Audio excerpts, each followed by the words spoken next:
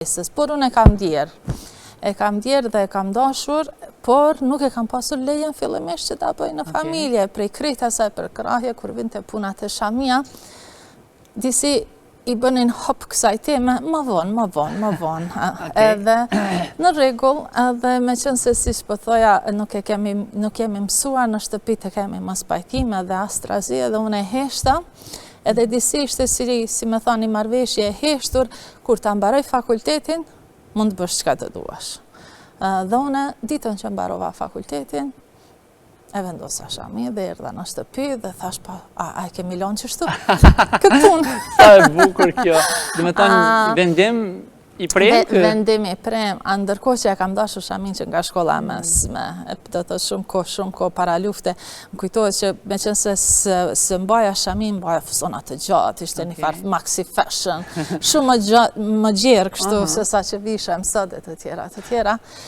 Por mbulesa, them se gjitha punët i kam ba për të mirën e të tjerve. Mbulesa është e imja, edhe sot e kësaj ditë kështu e përjetoj. Labinat kur i bën punët në shtëpi dhe nëse mbajmë shamin në shtëpi, kjo gjëdi e disi kur mblidhem për dalë në publik, sepse kjo është për jetën publike të gruas, nuk është për jetën private të gruas, më duket sikur gjithë trurin dhe mendi kam mbledh, edhe jam gati tash mu përballë me publikën, sepse ka pas një periudhë kur aq shumë e kam dashur mbulesën, më duke i vetja hipokrizie madhe, që isha në rrugë pa mbulesë dhe i bëja pyetje vetës, po pse jam pa mbulesë, isha pse s'pju pëlqen njerëzve, se po më gjykojnë njerëzve, se s'don ky apo ai apo prej këtaj. Edhe thoja mbes, tash si mund ta vë unë zotin tim në një linjë, në një nivel me çfarë thon njerëzit, zoti im është shumë i madh. Dhe në momenti kur e kam vendosur gjithçka tjetër është kara, edhe kanë thënë tash unë mbulesa ime jemi një dhe jemi okay. Sa bukur.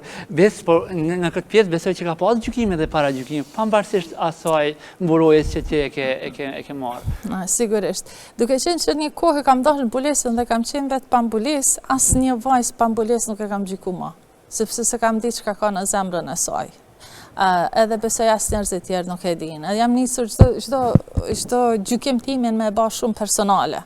Edhe për shembull në atë kohë kur unë s'kam pas për mbulesën, çaja për mbulesën, nga dëshira për mbulesën, e thonë sot ku e di unë çka ndjen ajo. Para gjykime sigurisht që ka pas, por them se me qenë se isha në një moshë madhore, të pjekur, jo vetëm personalisht, por edhe në aspektin social. Para gjykimet janë përkujdesur veç të mos jenë institucionale dhe ligjore. Njerëzit paragjykojnë, edhe na paragjykojmë të tjerat. Edhe na jemi paragjykuar. Vetëm nuk kam dashur të ketë viktima aty. Viktima më thuj ëndrrën dikush, pse dikush po falet, apo po agjeron, apo po ka mbulesë, apo duket kështu, apo ashtu. Përveç vetës sime personale, kam pas marrë më thonë, shumë personale, kush si po sillet me vajzat me shami, sepse atë kohë kemi qenë më pak. Tash ka aq shumë sa unë më nuk i njoh dot një pjesë të madhe tyne. Pas o kohë ka qenë më ndryshe. Në tërë Kosovën, të thotë, ne mund të mblidheshim me një dhomë dhe të bisedonim me njëra tjetrën. Ndërsa tash është krejt tjetër mohabet dhe më pëlqen pse është kështu. Paragjykime ka pasur në Kosovë në nivelin institucional, por jo ligjor. Njerëzit kanë shpik arsyetime, udhëzime administrative, gjana, kanë shku procedura deri në gjykata, e tjera. I kam ndjek këto raste, Labinat.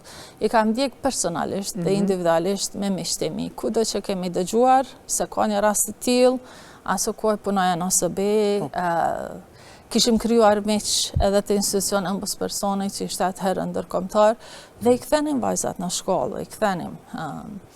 Kemi pasur sukses me këtë sepse pasi që e realizonim e kuptonin që në fakt edhe ata që bënin shumë zhurmë, bënin një farë rezistence, nuk kishin ndonjë substancë në argumentin e tyre. Dhe edhe ata bindeshin që e kanë gabim.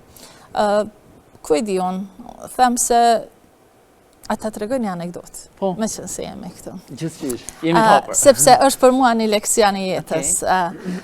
Pa ta shku në studime në Jordani, edhe ishte viti kujtoj 2001 edhe po vëzisja me vetu rrugëve të Vranjevsit, ato rrugëve ku unë kisha mbajtur aso kohë studimet, edhe nuk e kisha idenë që në Kosovë kishin fillu rrugët.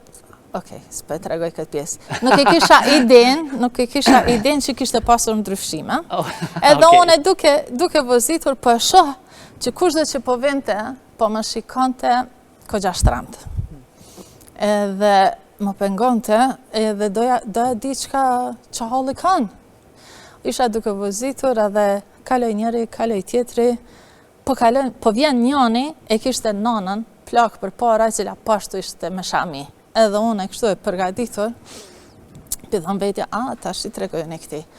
Edhe tash aj po vjen për qelë dritarën, labinat, atë ftyrë një tem, s'ka me haru kur, edhe unë aj hala po folën, pithon, qka? Aj po thët, oj motër, ke rrugë thash një kashe. Edhe unë prap, aj damari shqiptari, s'po më shumë që është letë, edhe pithon, për mua për ty.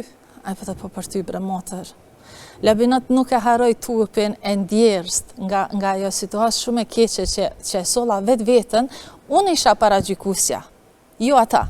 Dhe unë po thëm, asë më pas kanë shikuar ata, pse kam bules, po më pas kanë shikuar që kam hinë rrugë të një kashe.